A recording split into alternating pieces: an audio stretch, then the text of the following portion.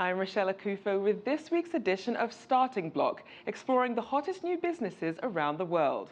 Now, many experts believe the world is facing an energy crisis as demand skyrockets. Experts predict $48 trillion of investment will be needed over the next 2 decades just to meet demand. Now, one company is on a mission to help solve this, one light at a time. Shraysi Tandon has the story. Baldev Duggal came to New York from India over 50 years ago with $200 in one pocket and his dreams in another. Merely a lighting pole. After making a name for himself by creating Duggal Visual Solutions, one of the largest visual production houses in the U.S., he's now started a company devoted to solving the global electricity crisis. Inspired by former U.S. Vice President Al Gore's documentary, An Inconvenient Truth, Duggal formed Lumi Solaire, a company that specializes in off-grid hybrid solar and wind streetlights. I started because in the energy business, it always tends to be, I call it greenwash. They tell you the truth, but not the whole truth. And I thought it was about time to create a company which is transparent, and also we are committed to beauty and functionality both together, because I think when technology works with art, we make a difference. With around 160 lights installed across the U.S., Lumi Solaire won the Environmental Protection Agency Award last year because it was the only light operational during Superstorm Sandy in Atlantic City. Lumi Solaire has projects all over the world, illuminating global communities using clean technology. We got a call from a private group in India, and the problem that they had is that they needed power for their telecommunication systems. The demand for cell phones is going up exponentially in India, as you can imagine. And so the demand for telecommunications towers is going up exponentially. From the day that we got that phone call till 6 weeks later, we had on the ground, not just the design, but on the ground, up and running, a solution. And a system that was originally using anywhere from 12 to 18 hours worth of diesel, now used 10 minutes of diesel since 2012 when we put it in. Lumi Solaire is also working on projects across Latin America and Africa, and is negotiating deals in Indonesia and the Middle East. According to the Climate Group, a nonprofit think tank devoted to a prosperous low-carbon future, 1.2 billion people globally have no access to electricity, leaving many communities without light or reliant on dirty fuels such as kerosene and diesel. With potential demand of that magnitude, many investors have flocked to off-grid solar. Lumi Solaire says the technology it uses sets it apart from its competitors. When you have an off-grid technology, most of our competitors end up using lead-acid batteries. It's what you find in your car. If you think in winter, it's much harder to start your car. And the same way, with off-grid lights, it just doesn't take the power when you deal with these kind of conditions in winter. And then if you deal with very hot climates, you have the same problem. What we needed was a battery chemistry that could go all the way down to minus 20 degrees Celsius, all the way up to plus 60 degrees Celsius. It's not just reliability that matters. Price points are important too. A traditional street light in the U.S. can cost you anywhere from $8,000 all the way up to $10,000 or even $12,000, depending on the area of the U.S. you're in or whether you're having to deal with union labor. A Lumi Solaire streetlight can be installed for as low as $7,500 pretty much anywhere in the U.S. So it's basically cheaper from day one to install an off-grid streetlight. As Lumi Solaire's business expands, so do Duggal's ambitions. I would ideally like to illuminate the planet one light at a time. Shraysi Tandon, CCTV, New York. Recent data shows China, the US, Brazil, Canada and Germany were the top countries for installed renewable power capacity. Now, China actually topped the list, with its renewable energy outpacing fossil fuel and nuclear capacity for the first time last year. Now, for an in-depth look at the industry, we welcome Jennifer Turner, Director of the China Environment Forum at the Woodrow Wilson Center. Thank you for joining us. Thank you for having me.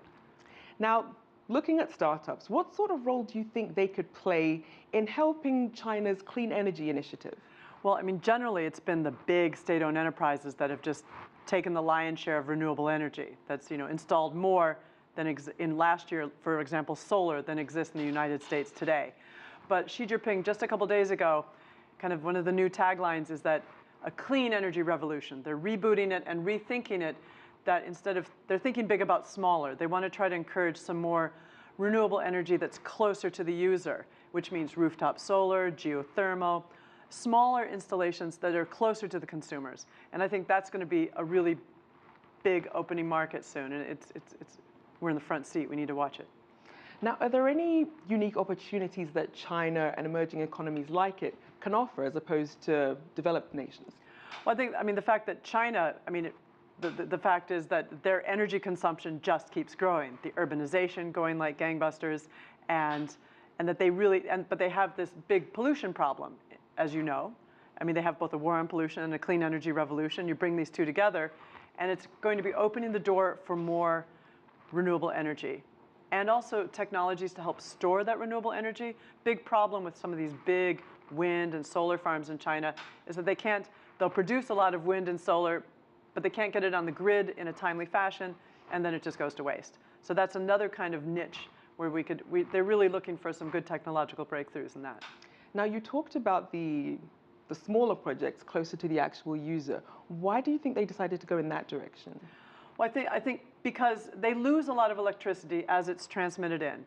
And these big wind farms sometimes, or wind or solar, they can't always get on the grid because the grid companies, there are two, they like coal. They know coal. They understand coal. And the pricing, while China has set a lot of policies that have really encouraged these wind farms, et cetera, but if they can't get on the grid, they're no good. The nice thing about these small ones, they can generate the power for the factory or the hotel, and they could even sell some of that back to the grid in theory. And it's still at a very nascent stage, but they've got a lot of laws and institutions in waiting, and I really think it's going to take off in the next few years. Now, we know that by estimates, by 2030, McKinsey and Company estimates that 400 million Chinese residents, 400 million more, will join the urban population.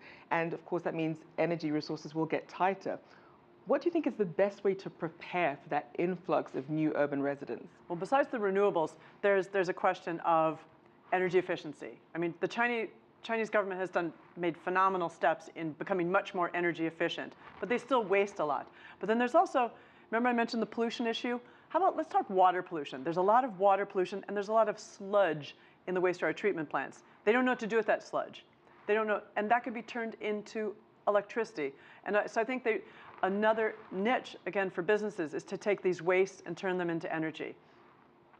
Now, what would you say are some of the biggest misperceptions when it comes to investing in energy? Because Tesla founder, billionaire Elon Musk, saying he plans to acquire a startup called Cellevio to build cheaper, high-efficiency solar panels.